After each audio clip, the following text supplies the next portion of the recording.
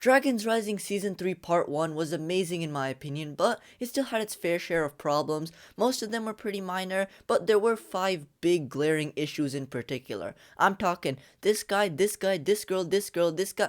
Actually, you know what, Drix, you get a pass, you're pretty sick. I'm talking about the Forbidden 5, and I have a pretty big problem with these guys in this season because they do pretty much nothing. Their concept is so cool, their designs are so cool, especially in minifigure form. Kerr as the Master of Decay, that's such a horrifying element, just seeing how easily she almost killed Roby. Zark the Master of Misfortune, I mean, we didn't really see his element a whole lot, but it had so much potential. Rox, we didn't even see her elemental power at all, and we barely get to see Drix until the 8th episode. So that basically just leaves Noct, who was also alright. Talking about Zark again, Zark was just awful. He got beaten up pretty much wherever he went, and the Forbidden 5 do have some pretty decent fight scenes, I will give them that, but overall, they just don't have the dominance that they were built up to have. These guys were set up as some of the biggest and best Ninjago villains of all time, and in my video ranking the top strongest people in Ninjago, I put them in the top 10, but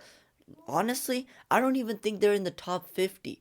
The main problem with the Forbidden 5, I think, was set up way back in Season 2, which is the problem of misplaced expectations. You see, there were 2 ways they could have gone about this. They could have either made the Forbidden 5 really strong and powerful, which I think is great, or they could have just made the Forbidden 5 like regular bad guys, whose main goal is to just awaken Thunderfang, and Thunderfang's like the main guy.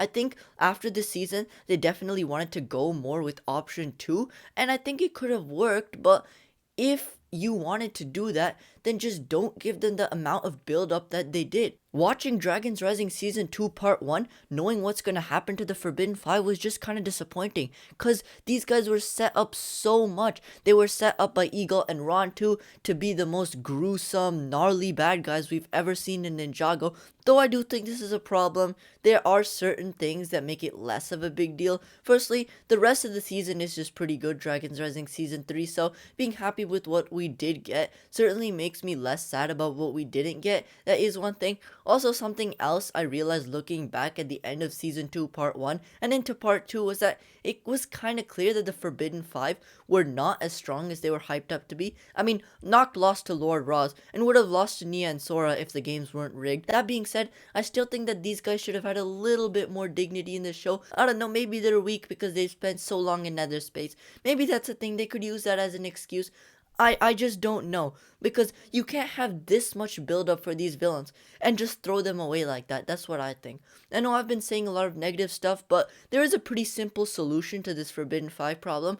I'm like 80% sure that the 5 will be returning because they come in almost every summer set, and there's also a leaked Rocks minifigure for Ninjago 2026. In the end, the Forbidden 5 get betrayed by Thunderfang, and after they free him, he just takes their souls. However, I don't think it's quite that simple. We see these 5 souls going back into Thunderfang's mouth after his defeat, and I think that's really interesting because there's a chance that those could just be the Forbidden 5 souls, and the Forbidden 5 are going to be used by Thunderfang as puppets. But I think another interesting theory is that these aren't quite the souls of the Forbidden 5, but rather their elemental powers, and so the Forbidden 5 now kind of have to go through a powerless arc and build up their power. Honestly, that would be such an interesting story, like having the Forbidden 5 going on a quest into the Spectral Lands just to find Thunderfang and get their powers back. What I would really want to see them do with the Forbidden 5, I think, to get them back on track, is address how weak they've been in this season. Like maybe have a scene where they're all sitting around and talking about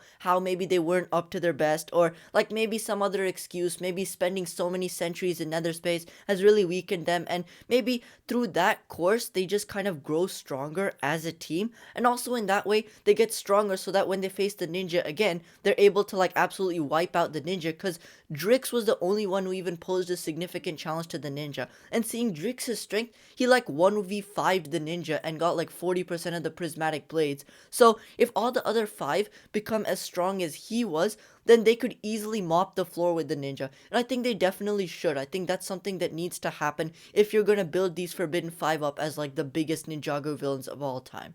If the Forbidden Five don't come back, honestly, I might have some big problems with Dragons Rising because, like, otherwise, why do we spend so long hyping up these guys? Honestly, I just wish the writers can do them justice in Season 3, Part 2, and I really want to see them coming back because they were so cool while they were so powerful. So, let me know what you think down in the comments below and make sure to subscribe. Other than that, I'll see you in the next one.